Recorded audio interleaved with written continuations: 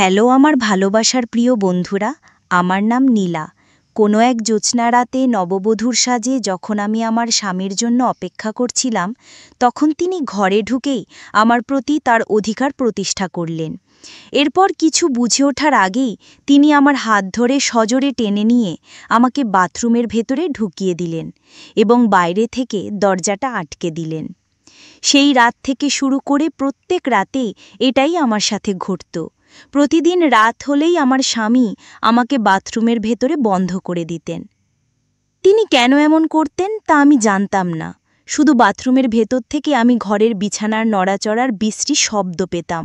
আমার স্বামী কেন আমার সাথে এমন অমানবিক আচরণ করতেন এবং কেনই বা আমাকে বাথরুমে আটকে রেখে বিছানায় ওই ধরনের শব্দ করতেন, তা আমার কাছে এক বিরাট রহস্য ছিল। আমার জীবনের এই মর্মান্তিক কাহিনী শুনলে আপনাদেরও পায়ের তলার মাটি কেঁপে উঠবে। আমার স্বামী পেশায় একজন দন্ত চিকিৎসক ছিলেন। ছোটবেলায় মা মারা যাবার পর বাবা আমাকে অনেক স্নেহ ও যত্নে বড় করেছিলেন। আমি দেখতে খুব সাদামাটা চেহারার ছিলাম, আর সম্ভবত এই কারণেই আমার বিয়ের জন্য বাবাকে প্রচুর যৌতুক দিতে হয়েছিল। আমার মনে হতো আমি যদি দেখতে একটু সুন্দর হতাম তাহলে হয়তো বাবাকে এত বড় বোঝা মাথায় নিতে হতো না।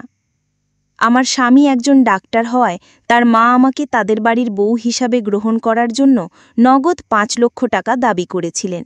শুধু তাই নয়, ঘরের সমস্ত আসবাবপত্র তিনি চেয়ে নিয়েছিলেন।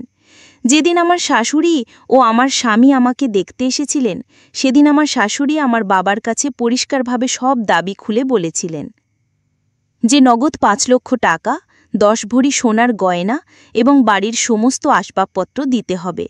আমার বাবা একজন ডাক্তার জামাই পেয়ে আমার সুখের কথা ভেবে সেই বিপুল পরিমাণ যৌতুক দিতে রাজি হয়ে গিয়েছিলেন। বাবা ভেবেছিলেন এত কিছু দিয়ে বিয়ে দিলে আমি হয়তো শ্বশুরবাড়িতে সুখে শান্তিতে থাকতে পারব। বিয়ের পর যখন শ্বশুরবাড়িতে এলাম, তখন আমার শাশুড়ি আমাকে খুব আদর যত্ন করলেন এবং অনেক ভালোবাসা দেখালেন। আমি যখন মাথায় ঘোমটা দিয়ে নিজের ঘরে বিছানায় বসেছিলাম, তার কিছুক্ষণ পরেই আমার স্বামী ঘরে প্রবেশ করলেন। আমি স্বপ্নেও ভাবতে পারিনি যে আমার জীবনের সবচেয়ে সুন্দর রাতটা এমন ভয়ঙ্কর হবে। বিয়ের পরদিন সকাল থেকেই আমার জীবনের সব কিছু ওলটপালট হয়ে যায়। পরদিন সকালে আমার স্বামী ঘর থেকে বেরিয়ে তার মাকে চিৎকার করে বলতে লাগলেন, মা, তুমি এটা কেমন মেয়ের সাথে আমার বিয়ে দিয়েছ? এই মেয়ে নিশ্চয়ই চরিত্রহীন, না হলে সে কেন নিজেকে বাথরুমের মধ্যে সারা রাত ধরে বন্ধ করে রাখবে? তার চিৎকারে আমিও ঘর থেকে বেরিয়ে এসেছিলাম। আমাকে দেখা মাত্র আমার স্বামী তার মাকে বললেন, মা, তোমার পছন্দের গুণবতী বৌমাকে জিজ্ঞেস করো সে কেন কাল রাতে নিজেকে বাথরুমের মধ্যে আটকে রেখেছিল, কেন সে আমার থেকে দূরে থাকতে চেয়েছিল। এর একটাই মানে হতে পারে যে তার অন্য কোনো পুরুষের সাথে অবৈধ সম্পর্ক রয়েছে। স্বামীর মুখে এমন জঘন্য কথাবার্তা শুনে আমার মাথায় যেন আকাশ ভেঙে পড়ল।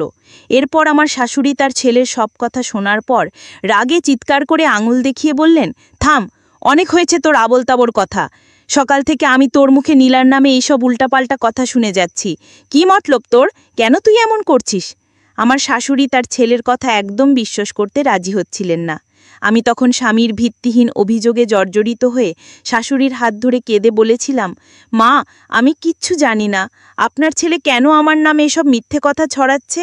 আসল সত্যিটা হলো কাল রাতে আপনার ছেলেই আমাকে জোর করে সারা রাত বাথরুমের ভেতরে আটকে রেখেছিল। আমি অনেক কান্নাকাটি করার পরেও সে আমাকে বের করেনি। আমার মুখ থেকে সব কিছু শোনার পর আমার শাশুড়ি তার ছেলেকে কঠোরভাবে হুঁশিয়ারি দিয়ে বললেন সে যেন ভবিষ্যতে আমার সাথে আর কোনোদিন এমন খারাপ ব্যবহার না করে। কিন্তু আমার স্বামী তখন কান্নার অভিনয় করে তার মাকে বললেন, মা, এই মেয়েটা সবে একদিন হলো এই বাড়িতে এসেছে, আর তুমি নিজের ছেলের কথা কি অবিশ্বাস করেই অচেনা মেয়েটার কথা বিশ্বাস করছো? তুমিও কিন্তু একদিনের জন্য খুব পস্তাবে মা। সে তার মাকেও কটু কথা বলতে ছাড়ল না এবং রাগ দেখিয়ে বাড়ি থেকে বেরিয়ে গেল। আমি তখন শুধু অঝরে কাঁদছিলাম, কারণ বিয়ের পরদিনই যদি স্বামীর কাছ থেকে চরিত্রহীন অপবাদ শুনতে হয়, তাহলে একজন মেয়ের জন্য এর চেয়ে বড় যন্ত্রণা আর কিছুই হতে পারে না।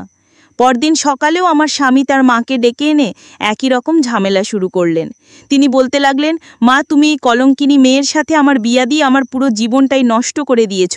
এই মেয়ে তো আমাকে তার ধারে কাছেও আসতে দেয় না। এর মানে হলো এই মেয়ের নিশ্চয়ই কোনো প্রেমিক আছে। তুমিই বলো এমন মেয়ের সাথে আমি বাকি জীবনটা কি করে কাটাবো? আমি তখন শাশুড়ির সামনে সত্যিটা বলতে বাধ্য হলাম। আমি শাশুড়িকে জানালাম কিভাবে তার ছেলে আমার সাথে নিজের প্রয়োজন মেটানোর পর আমাকে বাথরুমের ভেতরে বন্ধ করে দিয়েছিল। আমার স্বামী তখন তার মাকে বললেন, মা দেখতে পাচ্ছ ও কত বড় মিথ্যেবাদী। আমি যদি ওকে ভালোবাসতাম বা আদর করতাম তাহলে ওকে কেন বাথরুমের ভেতরে আটকে রাখবো? আমি তোর কাছে যেতে চাই, কিন্তু ওই তো নিজে থেকে আমার কাছে আসার আগেই বাথরুমের ভেতরে ঢুকে বসে থাকে। এখন তুমিই ভেবে দেখো যে মিথ্যে কথাটা কে বলছে। আমার শাশুড়ি সব কিছু শোনার পর রাগে তার ছেলের গালে সজোরে এক থাপ্পড় মেরে বললেন, তুই বৌমার সাথে এত ঝামেলা করছিস কেন? তোর সমস্যাটা কি? তুই তো নিজে পছন্দ করেই ওকে বিয়ে করেছিস। আমার স্বামী তখন তার মাকে বললেন, আমি এই মেয়েকে পছন্দ করে বিয়ে করিনি, শুধু তোমার কথাই বিয়ে করেছি, কারণ এই মেয়েটাকে তোমার খুব পছন্দ ছিল। যাই হোক, আমি এই চরিত্রহীন আর কলঙ্কিনী মেয়ের সাথে সংসার করতে পারবো না। ওকে প্রমাণ দিতে হবে যে ও চরিত্রহীন নয় এবং ও একজন কুমারী মেয়ে। যেদিন ও আমাকে প্রমাণ দিতে পারবে সেদিন থেকেই আমি ওকে নিজের স্ত্রী বলে মেনে নেব। এই বলে আমার স্বামী বাড়ি থেকে বেরিয়ে গেলেন। আমি তখন নিজের ঘরে এসে বাবাকে ফোন করে জানালাম যে আমার শ্বশুরবাড়িতে কোনো কিছুই ঠিক নেই এবং আমার স্বামী আমাকে সন্দেহ করছেন। আমার ওপর এত বেশি অত্যাচার করা হচ্ছিল যে ওই কথাগুলো বাবাকে না জানালে আমার আর কোনো উপায় ছিল না। আমার সব কথা শোনার পরে বাবা বললেন, ওদেরকে 5 লক্ষ টাকা দেওয়া বাকি আছে, সেই জন্যই হয়তো তারা এসব ঝামেলা করছে। বাবা কথা দিলেন যে তিনি খুব তাড়াতাড়ি টাকাটা আমার শাশুড়ি মায়ের হাতে দিয়ে দেবেন। আমি যখন নিজের মন খারাপ করে বাবার সঙ্গে ফোনে কথা বলছিলাম, তখন পেছন দিক থেকে হঠাৎ করে আমার শাশুড়ি আমার হাত থেকে ফোনটা নিয়ে আমার বাবাকে বলেন, বেয়াই মশাই, আপনি একদম চিন্তা করবেন না, আমি আছি আপনার মেয়ের সঙ্গে। আমি তোর মায়ের মতোই, এখন নীলা আমার বাড়ির বৌমা, তাই আপনি একদম চিন্তা করবেন না, আমি সব কিছু ঠিক করে দেব। তারপর আমার শাশুড়ি আমাকে বোঝালেন যে প্রত্যেকটা ব্যাপারে বাবাকে ফোন করলে তার চিন্তা বাড়বে। তিনি আমাকে আশ্বাস দিলেন যে তিনি তার ছেলেকে সঠিক পথে নিয়ে আসবেন। কিন্তু বিয়ের 2 দিন পর আমার সাথে যা হয়েছিল সেটা শুনলে আপনাদেরও চোখ দিয়ে জল পড়বে। সেদিন বিকেলে যখন আমি একাই সোফায় বসে চা খাচ্ছিলাম, তখন আমার স্বামী এসে আমাকে বললেন, নীলা, আমার জন্য 1 গ্লাস ঠান্ডা জল নিয়ে এসো। আর মা কোথায় আছে? আমি তখন বরকে বললাম যে মা তো রান্নাঘরে কিছু রান্না করছেন।